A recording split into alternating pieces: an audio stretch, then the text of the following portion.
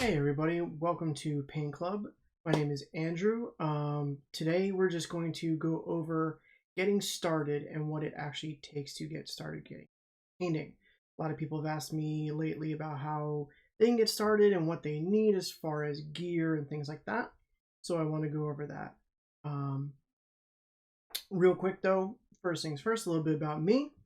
Again, my name is Andrew. I go by Magebrush on social media, unlike Instagram. I go by Magebrush. If you want to follow me, please feel free. I've been painting for about 2 years. I originally started doing modeling as a kid. I went through art school as an adult. I'm a designer by trade, so going back to doing miniatures was a little bit not too much of a stretch. So, and since then I've gotten pretty good, so I've been told. So a lot of friends have been asking me how they can get going, and I wanted to create Paint Club as a way that people can give back and create a community around miniature painting and helping each other, and with whatever that means. Is it, sharing supplies? Is it sharing knowledge? Just general helping. So I have a complete Discord and everything. If you right down here on the bottom, if you're following me right now, you're already on the Twitch. The Instagram is my handle of Magebrush. Then I also have a YouTube account and then a Discord channel that has a lot of really great painters on it. There's professional painters, really good amateur painters, just people who care and want to help. So for me, that's what this is really about, is helping out. So I don't know how many people are with us, but if you're watching this on YouTube, this is recorded live. I will edit it a little bit for YouTube, but most you're getting live. The idea for live is so people can ask questions. I know for me, a frustration with YouTube videos is you can't ask the person doing the video. So I apologize if I'm stumbling or anything. I'm live, and if I stop to answer a question, again, live. So you can just dive right in.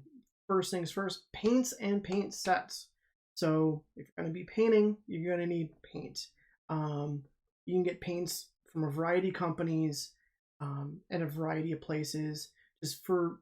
Please don't go by art paint. And what I mean by art paint is the acrylic stuff you're going to see at like a Michael's or a Hobby Lobby or whatever art supply store you might have in your area. These paints, though they're acrylic like model paint, there is a difference. Long story short, they're made to do a specific job. Art paint is for art. Model paint is for models. Model paint is also pretty well thinned right out of the pot or right out of the bottle. So it's closer to what you need, whereas art paint comes out more like a toothpaste. And also the pigments in model paint is much smaller, so you can get into all the crevices of your model.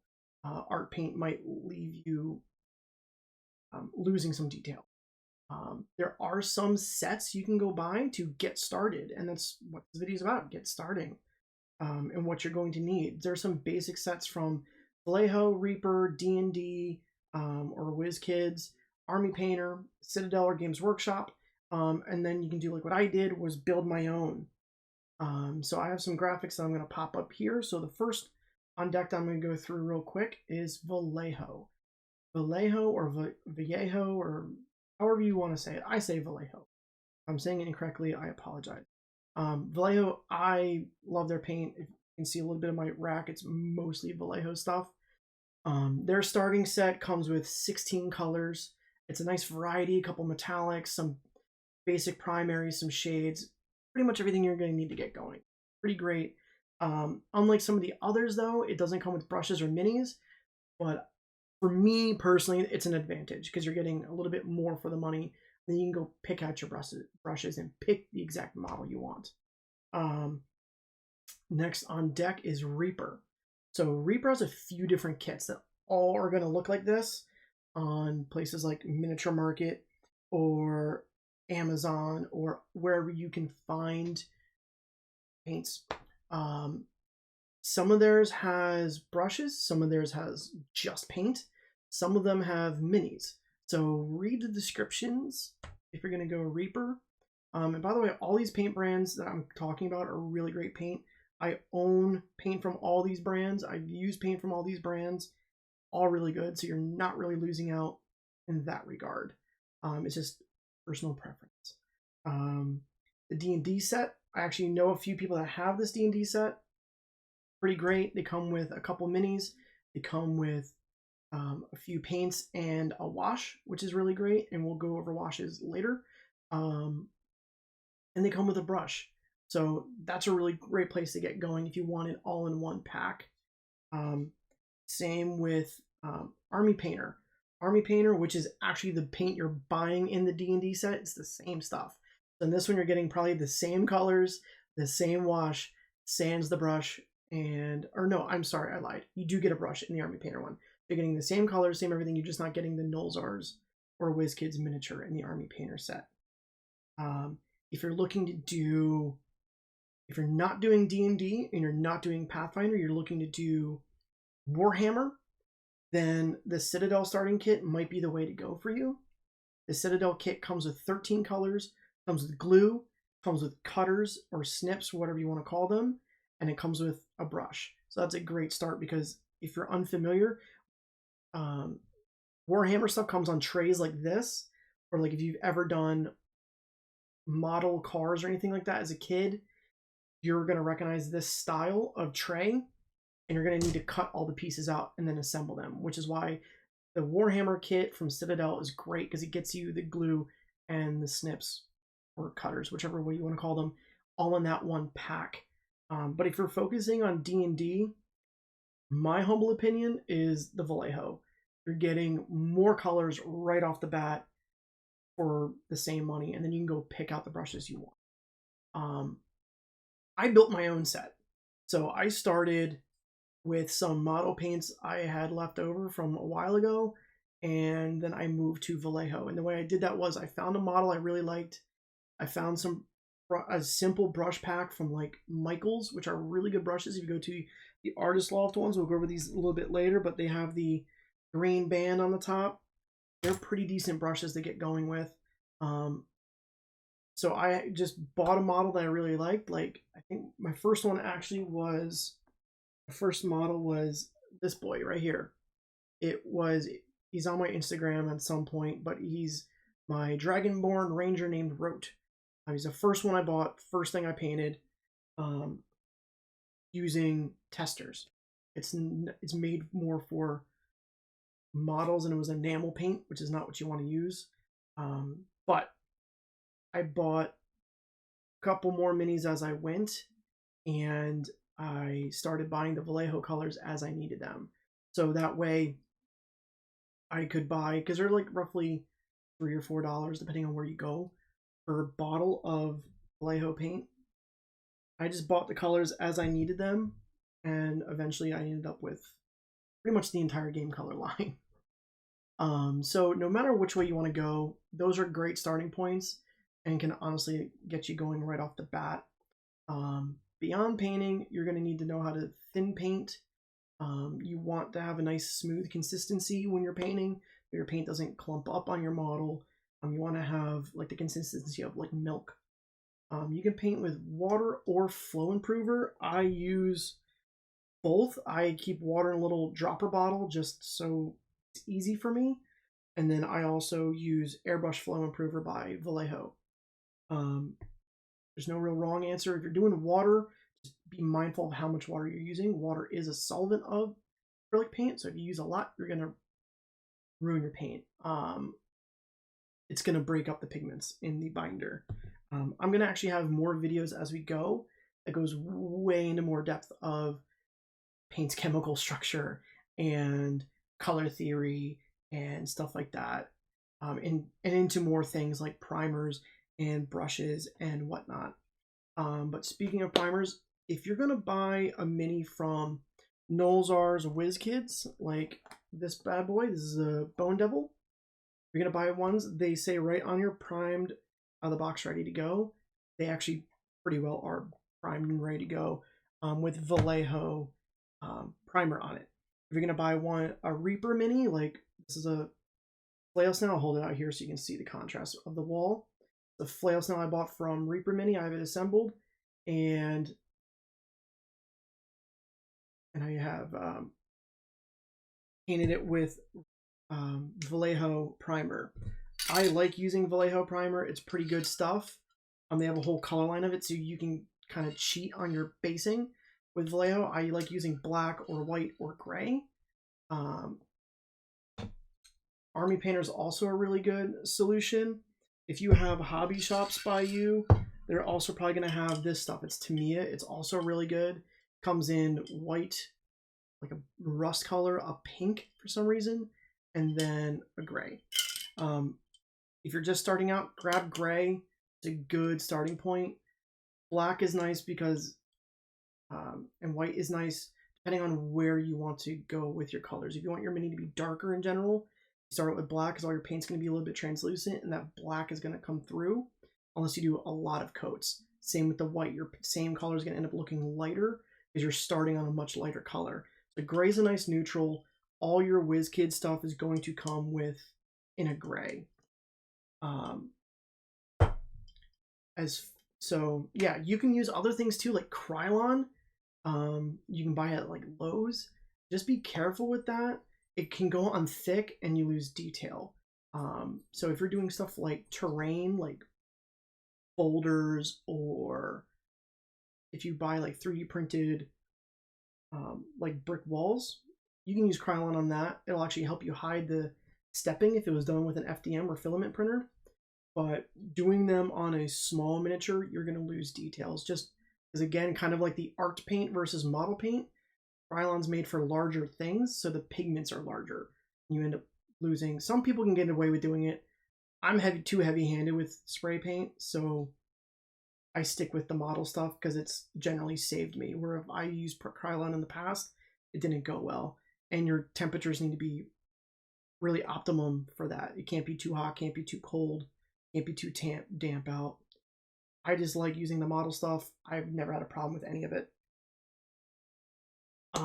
Beyond that, moving to brushes and other tools.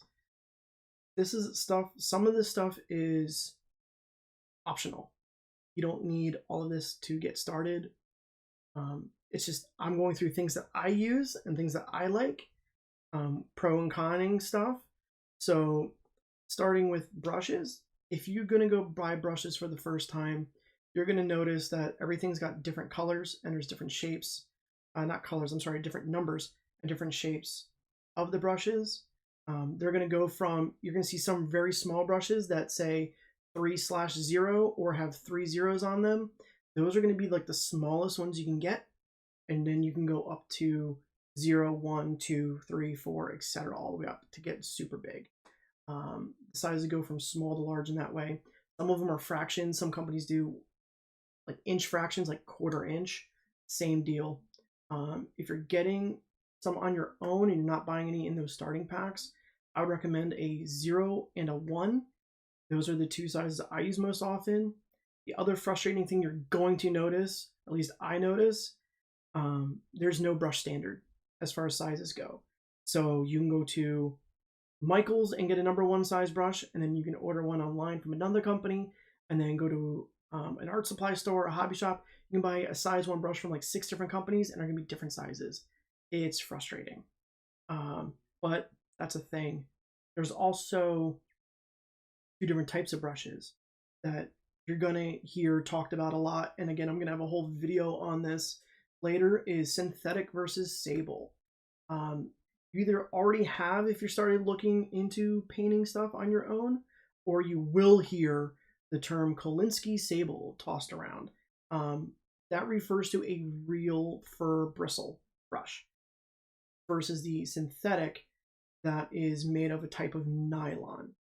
Another big difference is, the biggest difference right off the bat for people getting started is the sables are more expensive than a nylon by either half or more. I think a Raphael sable is about $20 roughly. The Raphael synthetic is $10 roughly. I've used ones from Michael's that cost me like $6 or $8.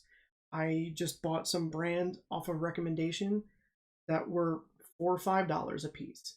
So it's really up to you on what you want to do. I prefer synthetics just because sables take more care to keep them nice, and I want to put my time into painting, not less time cleaning, or more time cleaning rather. So either way, take care of your brushes though. Definitely don't jam them into the bottom of your water pot. I actually use it's a glass thing I bought from IKEA. It is literally a toothbrush holder. Then I use a thing called a paint puck, which just dropped on the floor, so excuse me. This is a paint puck. I use these. You can buy them at art supply stores. It's suction cups to the bottom when it's wet, and it's got some nibs on it that you can just rub your brush through and knock all your paint out. Don't jam into the bottom. You'll ruin your point. And then also use some sort of soap. I use Masters soap cleaner. You just a little swirl. You can rub it in your hand in like a nice gentle circle, or rub it in your fingers, and then rinse out in warm water, and you'll be good to go. And then store them flat. Don't store them point down. And if they're still wet, don't store them point up, because the water will seep in and over time ruin the glue that holds all the bristles together. So yeah, that'd be my big suggestion. And like I said, if you're just starting out, do yourself a favor. Don't go buy a Cadillac of brushes. Go buy a beater car, so when you inevitably wreck it, you're not brokenhearted. Yeah, I know plenty of professionals that have won. I've seen online won awards, and I know a person personally. I know a professional painter who uses nylon on the daily. But then I also know really great painters that use sables. So it comes down to a preference in the end. But if you're starting out, just go cheap. Moving on from that, the different shapes like I talked about, there are a few different shapes. Round, filbert, and flat are going to be the most you're probably going to see and notice. Right up here, I have a quick little graphic. The round boy is going to be the most you're going to use. So I use personally, these are 3 of my rounds that I use almost with every model I paint. These are the ones I have are Raphael, I guess you call them, 8394 model, and then the Trekell, Trekell Protege brand of round brushes in 0s and 1s. And you know, like I said, I don't know if you can really tell, these are both #1 brushes and have a completely different diameter. Here you can tell, but that's the problem with that. So that's going to be your main brush that you use. The next one that you're going to, I would definitely recommend getting at the beginning, other than a round, is the flat brush. Literally flat, looks like a square. You're going to use this for dry brushing. It's a little bit more of an advanced technique that pulls out a lot of detail on your minis. This is no joke, a #2 Artist Loft Vienna one that I bought at Michael's probably about a year ago, and I still use it on almost every one of my minis. The third and final one that I'll talk about, wow, I'll get better with the pointing, I promise, is the filbert style. This one's a little bit more rounded. This one has seen better days, but it's a little bit more rounded, and I use it a lot for basing, especially larger minis, just because I can get more paint down on there, and I can abuse the bristles a little bit more. It's made for blending. If you're doing like portraitures and stuff, it's made for blending, so you can abuse it a little bit more and it still holds. I like using it for basing on things. So models that you've probably seen on, if you follow me on Instagram, models that I've definitely used this on would be like the Bone Golem. I'm gonna use it on this Flail Snail. I'm gonna use it on the shell for the silver that I'm gonna use and whatnot. So I used it on this beholder here, on the zombie beholder, and all the flesh tones. I based all that with the filbert. But yeah, so that's kind of it for brushes. But definitely get a 1 and 0 round, and then get yourself a small flat brush. It'll do you plenty, and you can go a long way with that. There's a ton more brushes that you can go get. Like, a lot of people really liked my wyvern here that I did. I actually did all this with a makeup brush. All the wings and stuff, rather, I did with a makeup brush. All the dry brushing, I used the 0 brush for all the scales on the front, in the mouth, but the rest of it was literally done with a makeup brush from e.l.f. So there's a lot of techniques you can do, and like I said, I'm gonna have a video later purely on brushes, and I can go through all my brushes. I'm also gonna do another video set of me just painting. So if anybody wants to jump in on those, please feel free and ask away. I'm literally gonna sit here and paint with some music on. We can chat, come hang out, ask questions, whatever you want.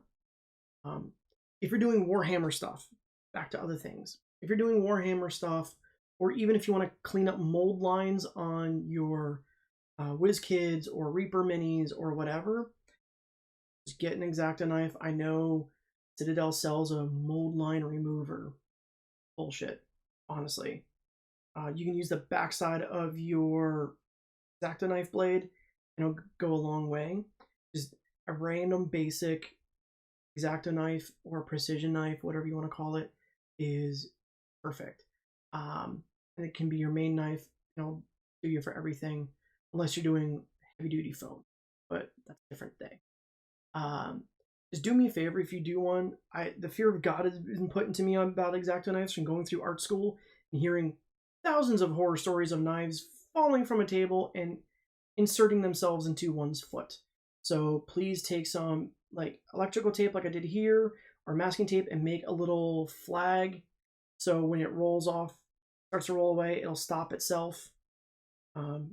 Just a safety precaution. Snips or cutters, I use these boys. These are Xuron brand. I got on Amazon for like $8. I use them to cut out Warhammer things or anything from Citadel. I use Citadel has a box of skulls that's really great for adding to bases or kit bashing. The snips or cutters are great for that. Again, if you're doing Warhammer, you're gonna need them. So if you can buy them separately, obviously, or you can get them in the Army Painters starting set. Beyond that, you can get or use tweezers. Any tweezers will do you. The ones I use are Excel brand tweezers. They have the little curve on the bottom. I like them for placing bushes. Mainly what I use them for is I'm placing bushes. I just grab the bush, a little bit of glue, and then I hold it. And I like the curved ones because then I can get in between legs, like in this case here. But again, you don't have to use tweezers. You can use your hands if you want to use your hands. You don't need model tweezers. If you don't want to use model tweezers, you can go to the dollar store and get whatever's in the like the cosmetics aisles with the makeup or whatever, or steal them from your girlfriend or significant other or whoever, or go steal them from your mom. Whatever. As long as you can use them to put them down, the grass tufts down, go for it. I just like using them, but again, you don't have to. We're in the optional range of things that you don't necessarily need. Again, if you're going to do Warhammer though, and you're going to notice that sometimes the pieces don't match up together. You're going to get a little bit of a gap. Even with some Reaper minis, you're going to find that. Like again, the Flail Snail had that, because a lot of times the pieces will be what's called keyed, and they join together with glue or with whatever else, and it's going to create a little bit of a crease. You can solve that. I use plastic putty from Vallejo, or Citadel has a liquid green stuff that I've been using a lot lately. It comes in, looks just like a paint pot, but it's literally green goo, and you can put that on with a brush.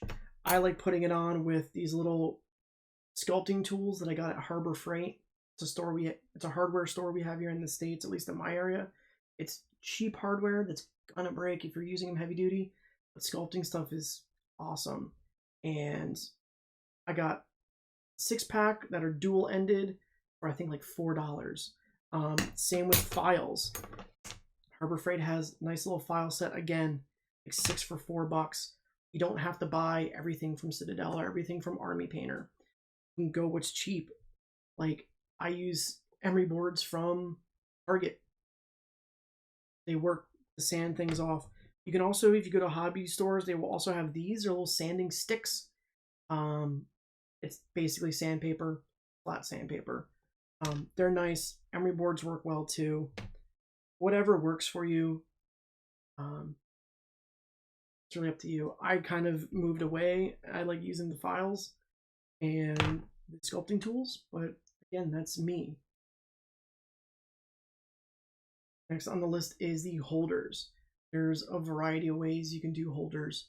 You can, and by holders, I mean like what my flail snail is in here.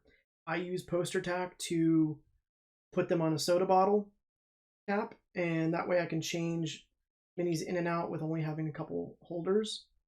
I also use the poster tack and a paint stir or priming. Just put it on the paint stir and just prime away. But you can buy these Citadel ones. They come in a couple different sizes. The medium one, it holds up to like a, I'm not sure the millimeter base, but I do mostly D&D. So this works for my 1-inch bases. Anything beyond that for 2-inch to 3-inch bases, I bought an extra large Citadel one. I like these. I like that I can pivot them around in my hand real quick to go upside down with the miniature. Paint the underside. So like the underside of this shell, I can easily pivot it around in my hand. I don't have to put a brush down to reposition it. You can use anything. You can use a paint bottle in poster tack and hold the paint bottle. You can use the lid of a spray bottle cap. You can just pop the lid off, put the mini on there and use that. I have a buddy who uses a glass bottle.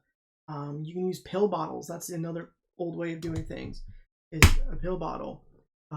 Somebody here just said, I use corks and poster tack. Yeah, that's another great old school way of doing it. Corks and poster tack. I was actually going to say cork next.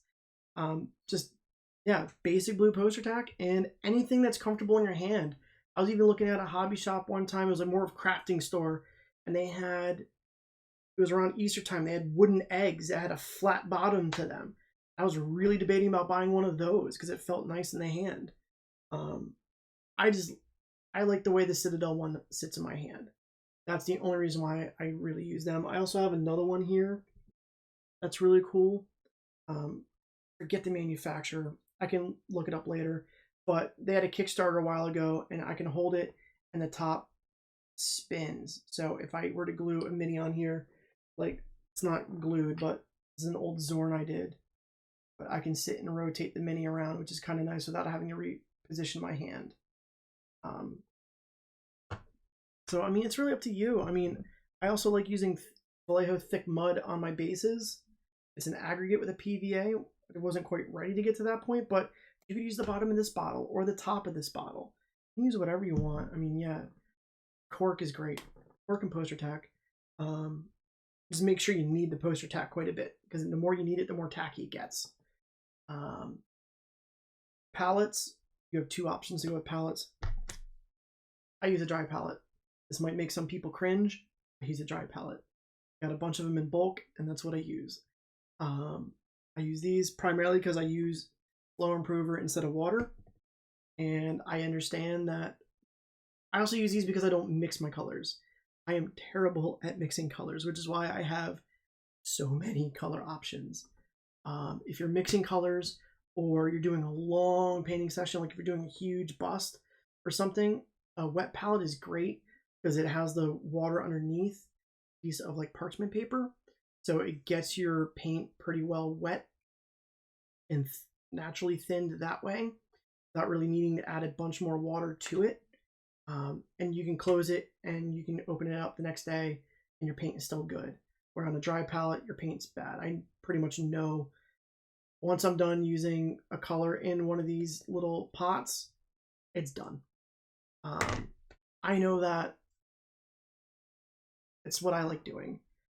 But it's also why I like Vallejo and other brands that have dropper bottles, because I can take out as little or much as I want. So I can only waste a little bit. But again, I like it because I don't mix colors and I use Flow Improver. If you're going to use water and you mix colors, a wet palette might be the way to go. My buddy uses a wet palette. He has about a dozen or so colors in his paint collection, and he loves his wet palette because he mixes them all up. Yeah, that's that for that. Just pick something. You can make a wet palette too. If you go to like any grocery store and buy parchment paper, get yourself like a paper plate and a little bit of water, you can make a disposable, cheap wet palette. You don't have to go buy ultra expensive one. Yeah. Next thing I'm going to talk about here is bases. So I've mentioned Reaper minis before earlier. I mentioned Nolzur's minis before. Nolzur's minis, if you're playing a game like a D&D that relies on a grid system, or a monster must be a certain size and can only move certain spaces, you're going to want bases. Nolzur's comes with bases. So like this is out of a miniature that had is a large size, so this is a 2-inch diameter base. These are great if you want to use them. I don't like using them personally. I don't like them because they're super thin. So like this is the one that came out of my Wyvern, super thin. But the Wyvern's really big and it's wide, so it's top heavy, which is why I like using Reaper bases. Still 2 inches diameter, but I don't know if you can really see this. Maybe here with the little flare, it's got a little lip in it. And the reason why I like having the lips in them is because then I can, like on my Wyvern here, I can add a washer to the bottom. I get them in the 1 inches too, so I can put washers in the bottom of all my minis. They don't fall over as much. You know, they'll weeble wobble, but they won't fall down, you know? Whereas if I did a mini that didn't have one, like where's here, so like this boy doesn't have one, you can easily be knocked over, but you know, others can't. That's a preference thing for me. I like buying the Reaper ones. But that being said too, if you're gonna buy a Reaper mini, they won't come with a base. They'll come with like the little, what's called a pudding base, or the little molded on base at the creature's feet, but they won't actually come with the 2-inch round, 1-inch round, you know, hexagon, whatever you're using for your game system. They won't come with them, which is I think they don't come with them because they can be used for any game system. They're not tied to any. Whereas Nolzur's is tied to, Nolzur's are WizKids, like this guy. These are tied to D&D, and Reaper really isn't, though there's a lot of crossovers. Like they have the flail snail. Nolzur's doesn't.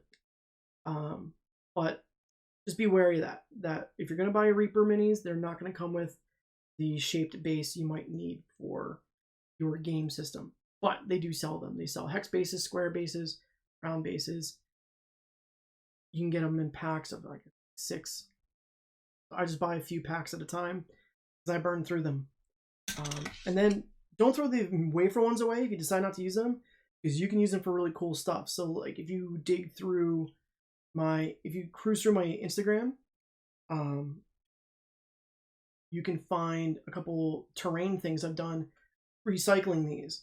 I did some glue, hot glue, to build it up with a treasure chest and stuff, and then covered it in gold glitter. It's a technique I saw online a long time ago. Made some treasure piles using these, so I can know I'm going to have a large treasure pile. I also use the inch ones from other minis for medium treasure piles, so they can actually be in scale with what's in the DMG for treasure piles. It's me being overly analytical. But I also use these, if you saw on my Instagram, the leftovers from the GW trees I built. I use the leftovers to make bushes. I use these for the base of those bushes. So you can still find uses for these for terrain. Don't toss them. I just keep them all in a little drawer. But for my actual miniatures, I use Reaper boys. Glues, we mentioned glues earlier. I personally like using Loctite gel super glue. That's what I like using. Regular liquid super glue is fine. The gel for me holds a little bit nicer as far as waiting for things to dry. And then PVA glue. Good old fashioned Elmer's. This is what I use for doing things like adhering stones to bases, adhering the little rubble stones and sand, as well as static grass. I use just Elmer's. I literally put a little bit of it in my dry palette, paint it on with an old brush or a crap brush. So yeah, save your dead brushes. You can use them for other things. super glue I basically use for assembly and adhering the mini to the base. So again, if you're doing Citadel stuff, you want to go with the Citadel starter kit. It comes with the glue, comes with brushes, comes with cutters. Might be a great option for you. I personally like the Vallejo, but it's up to you. But yeah, PVA glues, another one. These are great too. Secret on these. This is the thick mud. I don't know if you can really see it here. I don't know if it'll autofocus or you can see it. It's an aggregate. I painted a bunch on the top. It's literally a PVA glue with a bunch of sand in it, really fine sand in it to make mud. So you can use this to actually adhere a mini to your base as well. You do a bunch of it and use a decent glob and you pop your mini down. You can do that if you choose. I don't really recommend doing that. I would either put the mini down and then carefully use a brush or sculpting tool to put the thick mud down, or whatever your basing putty is. A lot of brands make these. AK makes one. Vallejo makes theirs. Huge Minis is another company that I just found makes them. I want to order some of their stuff and try it. But either way, it's a PVA with an aggregate. It's great. And you can get them. I buy the tan just so I can see the difference when I prime it. But if you don't want to prime over this and use it right out of the pot, it's tan. You can get them in different darker browns. You can even buy a snow one. The snow one I'm waiting to try too. I just need to buy like Yeti minis then. Just snowballs. Yeah. So this is an aggregate. I would definitely recommend putting it down and then gluing your mini on top, or putting your mini on the base and then carefully putting this around the mini. But if you were so inclined, or you're doing like static grass, or I just did a mini. I think it's out on my mini shelf that I used a bunch of this, and that my beholder, that's what it was. It was my beholder. I don't have it in here. I just left this a little bit thick and then gently pushed the stones in. I sprinkled the stones on top and then gently pushed them in with the tweezers so they sat into the glue. I'm going to have a basing video later that goes into this more detail, because there's another thing I should have done over top that I didn't, and I regretted it instantly, and we can talk about that later. But as far as basing materials goes, you can get it anywhere. Stone, sand, you can get it anywhere. Again, Huge Minis makes stuff. Static grass, foliage, grass tufts. Army Painter makes grass tufts. I actually use a brand that my local hobby shop just had. It wasn't made for miniatures. It was made for like train layouts and stuff. Excuse me. You can use that stuff too. Just make sure you get a good size. Pay attention to sizes. A lot of them say like 3mm, 6mm, whatever. Just try to figure out what sizes you need first, or bring the mini with you into the store and then look. Same with the static grass and stones. I got a big thing of static grass from there, and then I just bought different colors of smaller quantities through Army Painter. That's one nice thing about Army Painter and like Huge Minis or Green Stuff World. They sell them in smaller quantities, where if you're buying them from like a hobby shop that does mostly like model trains, you're going to get a big can or a big bag, and you'll never run out. I swear. I'm never going to run out of all the stones and stuff I have. I'll show you real quick. I have 2 of these of sand from one like $4 purchase. I'm never going to run out. I have another thing of, this is another like $2 or $3 of medium-sized stones. It's literally all I use. But then, yeah, I have 6mm tufts I find are generally good. And then also 10mm if you're going to go with scenic scenes. That's what I use. Or you can use Army Painter, Battlegrass, or whatever have you. But again, you can buy these. Sorry, drawer didn't close. You can buy those pretty much from everywhere. There's a shop in Jersey I like going to, AAA Hobbies. They have all the Vallejo stuff, all the AK stuff, all the Tamiya stuff. They also have a bunch of the basing stuff. That's where I got all that basing stuff. Not Army Painter, but the big bins of sand and stuff. But you don't have to stop there. I know people who, I was just talking to somebody on Instagram earlier. They found to use leaves. They live somewhere northern than me. They have birch trees. Birch seeds look great for leaves. I know a professional painter who literally goes to the desert and he goes to the deserts and absconds with sand and gravel that he finds out there. Another one of my friends, she used these great looking stones on her Beholder mini, and I was like, "Where'd you get the stones?" Thinking that she bought them from somewhere. She's like, "I found them on a hike."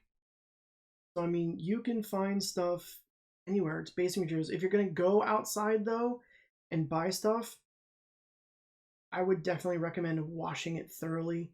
Get some like parchment paper, cheesecloth, or something so you can wash it all out. You don't want to, you know, if you're gonna like steal sand from a beach and you're gonna put it in like to create that texture for like the woods, you don't want a random shell piece. You know, so just wash your stuff thoroughly. That way, paint will adhere nicely. That'd be my only suggestion if you're gonna go find it in nature. But yeah, I mean, you can get basic stuff everywhere. For my snail, I have an idea of using random wood debris because I'm wanting him to be like in the woods.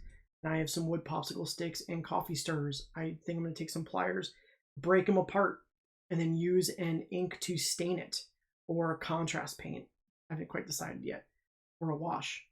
Either way, to stain the natural wood and not even prime it to look like a branch or a chunk of log or whatever random wood debris.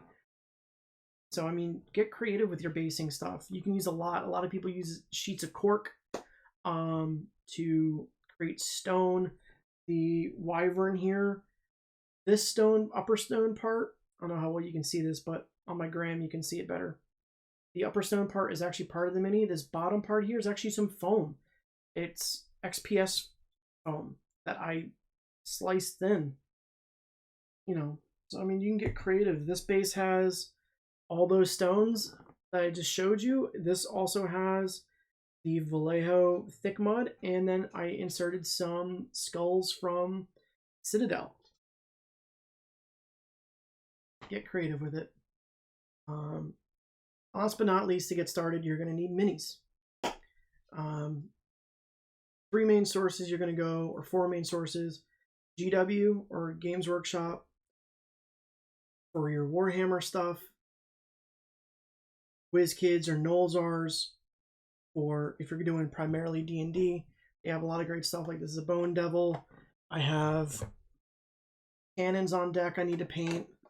I also have sharks I bought. I also bought a Bahir.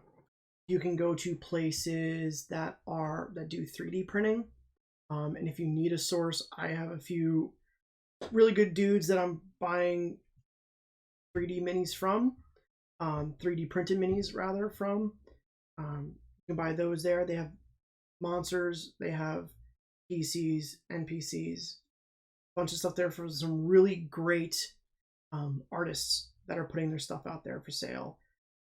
Reaper's another great place. Reaper Miniatures, I think I like theirs the best. They somehow have a great way of finding a balance between the size and amount of detail.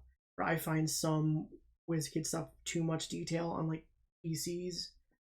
But I don't know. I like their stuff. I don't know why. Hero Forge is another great place as far as 3D printing goes. My PC this is my PC Rote. This is the new Rote. So this was my first mini that I ever painted. Incorrect weapon, not really the shield I wanted, not really the look I wanted. Also, he's more gold than brass as he should be. This is the Hero Forge version of him with a nicer, more heraldic shield rather, and the battle axe that he constantly wields. Hi, Elena. Thanks for joining. Hero Forge is another great resource. You can scale your stuff up there, but don't think of them as also PCs. Either I have a did you paint the Hero Forge one? Yes. Everything that I have here on my desk that I'm showing, I painted. The Hero Forge one, I did WizKid paint. Most of my PCs are actually Hero Forge now, except for Eustrom, my Forge Cleric. I found him as a Reaper Mini. Did modify his shield a little bit though. But yes, I painted my Hero Forge. I like them. I always get the premium plastic, but as I said, I know some good 3D dudes that are printing, that will print your Hero Forge minis for you. So you can download the file for $8 and they'll print you theirs. And what I was saying too was, don't just think of them as for PCs.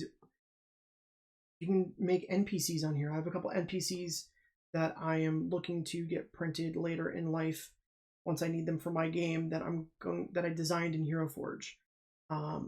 I have some monsters I designed in Hero Forge. They have a lot of great races now, like Warforged, and they just released a frog.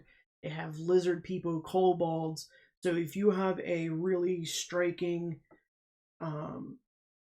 monster creature person that you want to incorporate into your game and you can't quite find that mini that from Nolzars or Reaper or other 3D artists, maybe you can make them on Hero Forge. Download it for $8, send it to a couple of my friends I can recommend or whoever else, or if you have a 3D printer at home, and then print it yourself.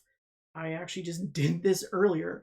I paid $8 for 2 different minis that I made as villain monsters, like henchmen, and I have a buddy of mine printing them for me. So he's printing 6 of them of the 2 molds. So you can do it that way too. And then I'm looking to do a 3D printer for myself in the future, a resin printer, and I'm gonna print. I'm just gonna go nuts printing stuff. I will never buy a PC again. Well, I'll have to buy the STL file from Hero Forge, but they're great resources. So again, Hero Forge, Reaper, like this is a baddie I got from, she's a drow I painted that I got. This is a Reaper mini, but I have, this is a Nolzars mini, or WizKids mini, the old school rote, OG rote, and then my new rote is a Hero Forge. So I mean, you got options to buy minis. Again, the only one that you're going to get already primed is WizKids or Nolzars, whichever way you want to call that company. Reaper says they're good to paint right out of the box. I don't necessarily believe it. Give everything a little wash, and then just under some warm water, and then prime it. The only one I don't prime out of the box is the WizKids stuff. Yeah, so that's kind of all I got for presentation things. So if anybody is watching that has questions, I'd be more than happy to hang out for a little bit